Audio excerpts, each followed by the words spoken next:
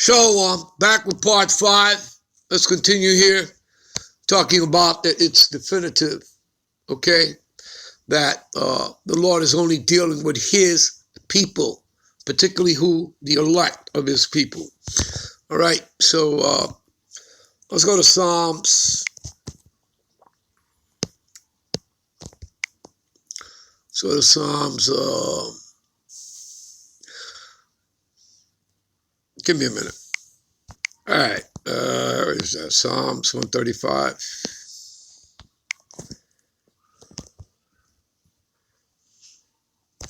135 and 4. For the Lord hath chosen Jacob unto himself, right? Remember, Jacob is the lot of the Lord's inheritance, Deuteronomy 32 and 9, right? And Israel for his particular treasure. Do you see anything there that says the world, multi-nations? No, so there's no inclusion. The Lord is definitive. You see that? Okay? It's definitive. For the Lord Yahweh have chosen Jacob, right? The 12 tribes of Israel, from the Negro, all right? Latino, Native American, right? Headed up by the tribe of Judah, the head tribe, all the way down to the tribe of Issachar, all 12 tribes, unto himself. And Israel, right, as a whole, all 12 tribes, for his peculiar treasure. See that? I don't need to take you people to Deuteronomy 7 and 6, do I? No, it's not necessary. Is it? Is it really necessary to do that? To take you over there? We'll see. Let's go to Psalms 130. All right.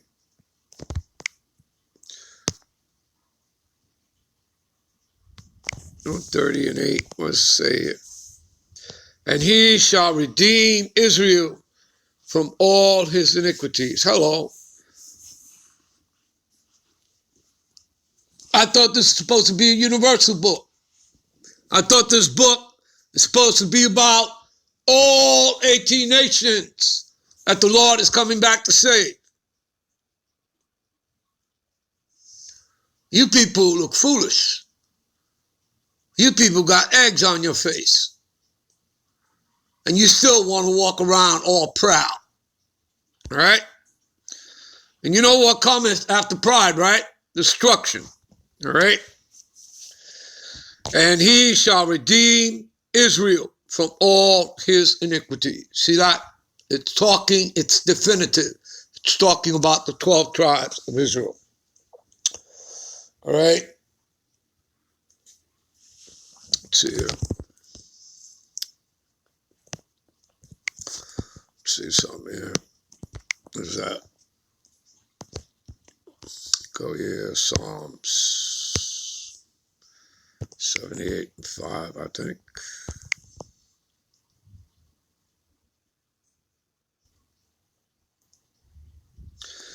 All right, for he established a testimony in Jacob, okay, and appointed a law in Israel,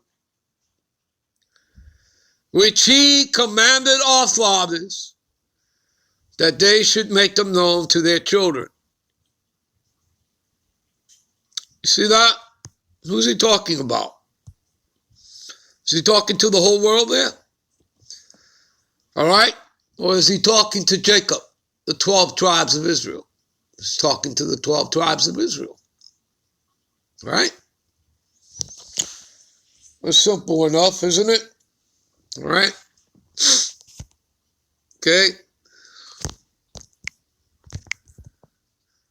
All right, how about we go to Psalms 148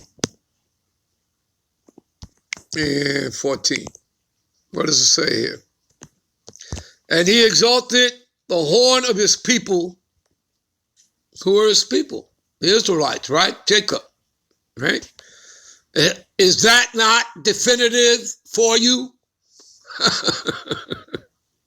All right? The praise of all his saints, even the children of Israel. I repeat, even the children of Israel, a people near unto him, praise ye the Lord Yahweh. You see that? Deuteronomy 7:6. For thou art a holy people unto the Lord Yahweh thy God power. I repeat, thou art a holy people unto the Lord Yahweh thy God power.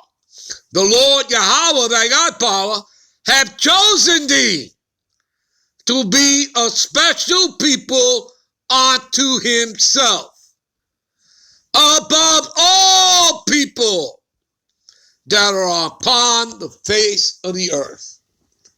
Is that not definitive enough for you? Give me a minute. This is 2nd Ezra 6, 54 to 56. We're going to read. And after these, Adam also, whom thou madest Lord of all thy creatures, of him come we all, right? And the people also whom thou hast chosen. Who has chosen people? The Israelites, right? Jacob, right? That's definitive, right? All right.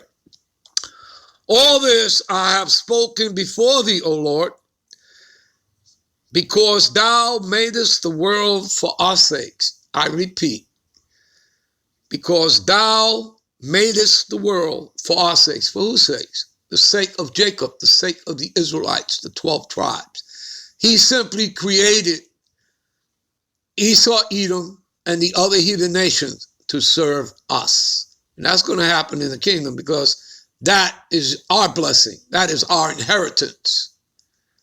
Okay? All right? We'll take a look at that in a minute. All right? Let's finish this. Okay? As for the other people, right? The other nations, starting with the tabernacles of Edom, the white man, plus the other 60 heathen nations, which also come from Adam. Thou hast said that they are nothing, but be like unto spittle, and has likened the abundance of them unto a drop that falleth from a vessel. See that? All right. Now let's go over to, what is it? And I'm going to take you to, give me a minute. All right. Here's the birthright, our inheritance, all right, for the descendants of Jacob, because this is what was given unto Jacob and unto his descendants, the 12 tribes of Israel, all right, who are the Negro, Latinos, and Native Americans that make up the 12 tribes. Therefore, God give thee the dew of heaven and the fatness of the earth and plenty of corn and wine. Let people serve thee, and the nations bow down to thee. See that? Nations, plural, S, bow down to thee. Be Lord over thy brethren. Let thy mother's sons, and again, they only had, it was only Esau and Jacob, right? And Esau came out first as a hairy garment. Jacob was holding on to his heel, pushing him downward. All symbolism, right? Pushing him out of power. And Jacob's name means supplanter. And we supplanted him of the birthright. That is the way the Lord wanted it. Okay?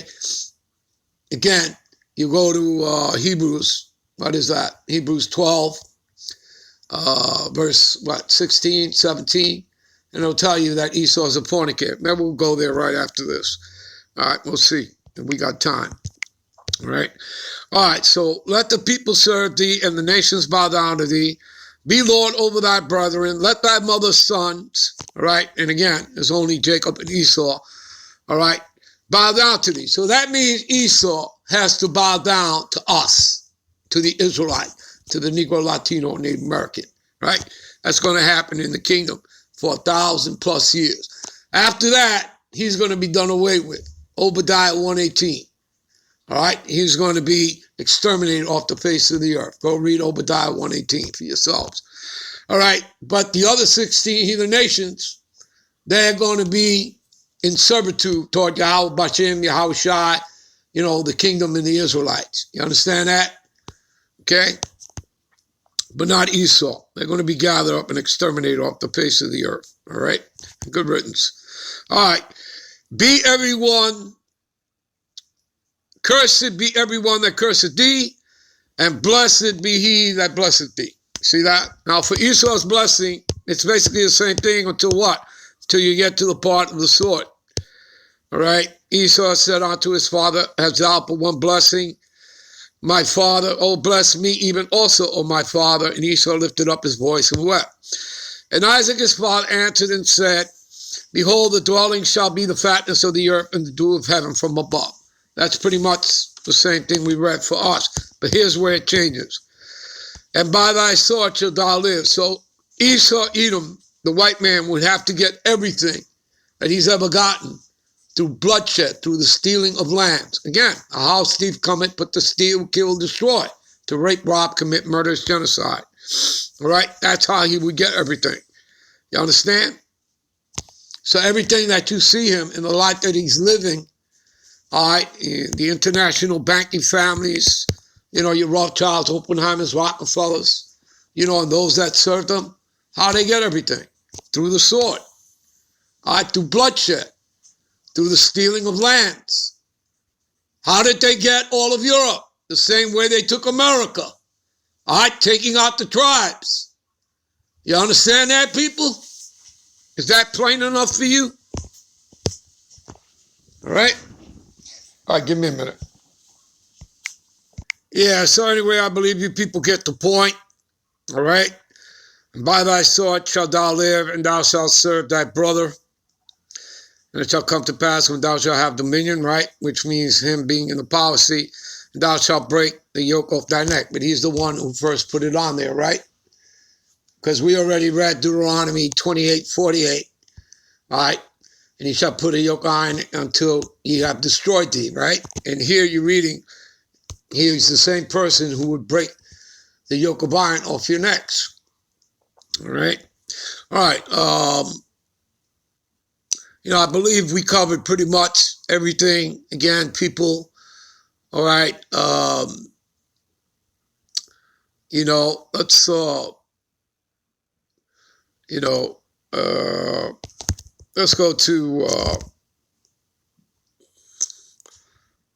let's go to Hebrews. Okay. We covered a lot. There are a lot more precepts. You could be here all day long. All right. Let's go to Hebrews 8:8 here. All right.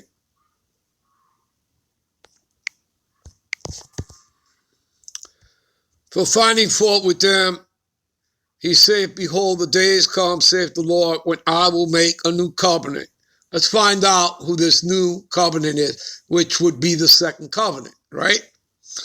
Because again, when you read Romans 9:3-4, it says covenants, S. So we had the first, of course, that's been broken. We're in a grace period. We won't be in the second covenant till we get those new bodies.